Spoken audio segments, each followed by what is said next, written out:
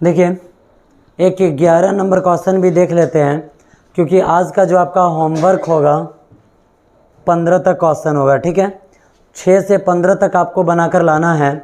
एक 11 number question आपको बता दिया जा रहा है। जो प्रॉब्लम अगर हो रहा है उस प्रॉब्लम को फिर कल आपको यानी कि नेक्स्ट क्लास में उस प्रॉब्लम को ख़त्म किया जाएगा। चलिए सबसे पहले क्वेश्चन समझते हैं कि क्वेश्चन क्या दे रहा है।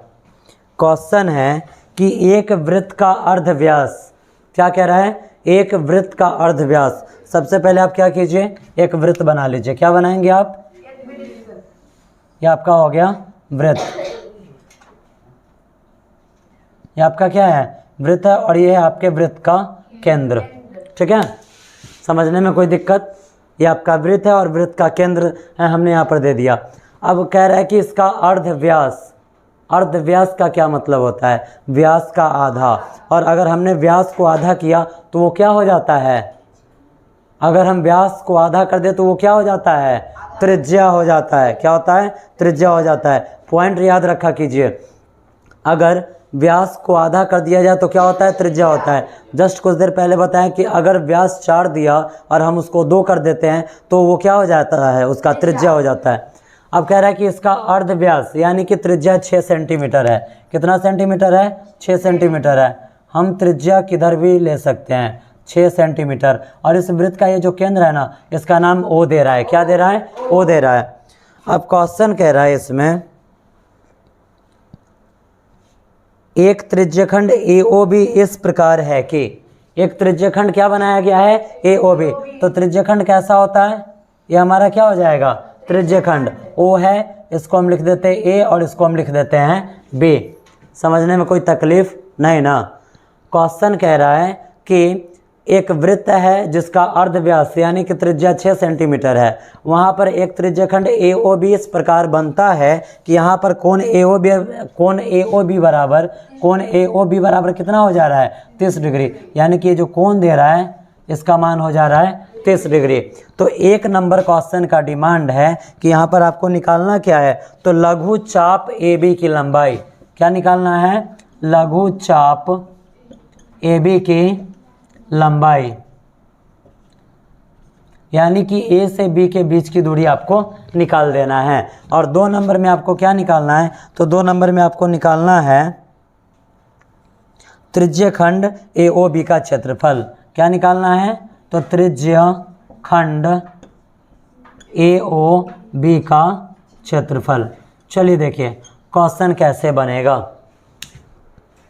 जब क्लास स्टार्ट किया गया था वृत्त से संबंधित क्षेत्रफल का, तो आपको कुछ फार्मूला लिखवाया गया था और उस समय आपको ये बताया गया था कि अगर कुछ फार्मूला छूट रहा है तो यूज के हिसाब से आपको वो लिखवा दिया जाएगा, ठीक है।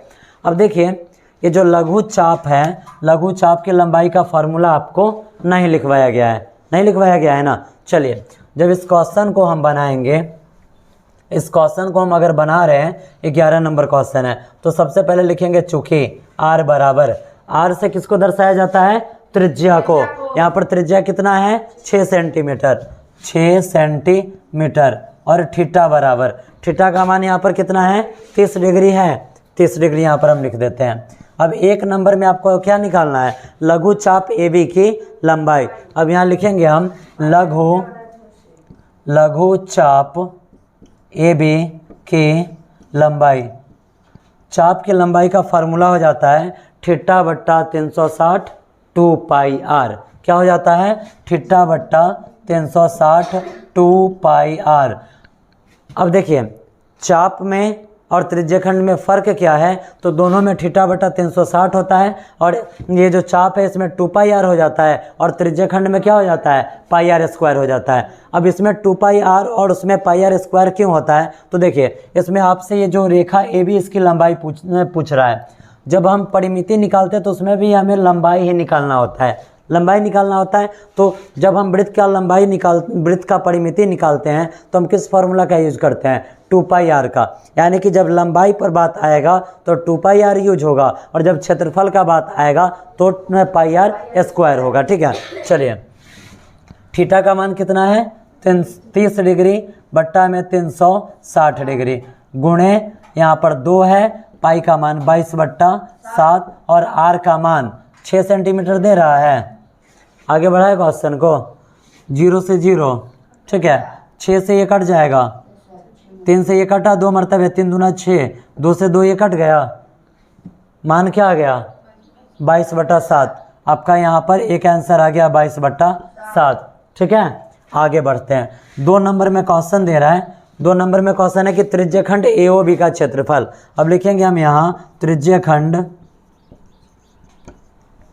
AOB का क्षेत्रफल। त्रिज्यखंड का क्षेत्रफल क्या होता है, तो θ/360 डिग्री और πr² होता है। थीटा का मान कितना दे रखा है यहाँ पे 30 है और बट्टा में 360। पाई का मान क्या होता है 22/7 और गुणे आर का मान क्या है 6 × 6। अब देखिए यहाँ पे 0 से 0 कटा, 6 × 36 कटा, 6 × 36 कटा, यहाँ पर देखिए 3 × 22/7 है, तो 3 × 22/7। एक बार आप आंसर मैच कीजिए, आंसर पाई में दे रहा है या दशमलव में दे रहा है। देखिए तो पाई में आंसर आपका है। देखिए 22/7 किसका मान होता है, पाई का होता है, तो इसके बराबर में हम लिख देते हैं पाई। हमें यहाँ पाई का मान नहीं रखना चाहिए था क्योंकि आंसर पाई में दे रहा है, लेकिन हमें पता नहीं है कि आंसर पाई में दे रहा है, इसीलिए 22/7 हम लिख चुके हैं। तो 22/7 किसका मान होता है, पाई का। तो एक आंसर हमारा हो जाएगा पाई। और क्वेश्चन किस चीज़ में, सेंटीमीटर में है, तो पाई सेंटीमीटर। और दूसरा यहाँ पर देखिए, तो यहाँ पर फिर 3 पाई आंसर होगा। दूसरा आंसर क्या दे रहा है, 3 पाई दे रहा है, 3 है, तो 3 और 22/7 किसका मान होता है, पाई का। तो लिख दे 3 पाई सेंटीमीटर। लेकिन ये जो क्षेत्रफल वाला क्वेश्चन होता है यहाँ पर आर किस चीज़ में होता है, स्क्वायर में, तो 3 पाई सेंटीमीटर स्क्वायर ये आंसर हो जाएगा आपका। एक ये आंसर है और एक आंसर आपका ये है। समझने में कोई तकलीफ नहीं ना। आपको होमवर्क कहाँ तक करके लाना है, 15 तक आपको होमवर्क करके लाना है। कुछ प्रॉब्लम होता है तो नेक्स्ट क्लास में आपका प्रॉब्लम सॉल्व किया जाएगा, ठीक है।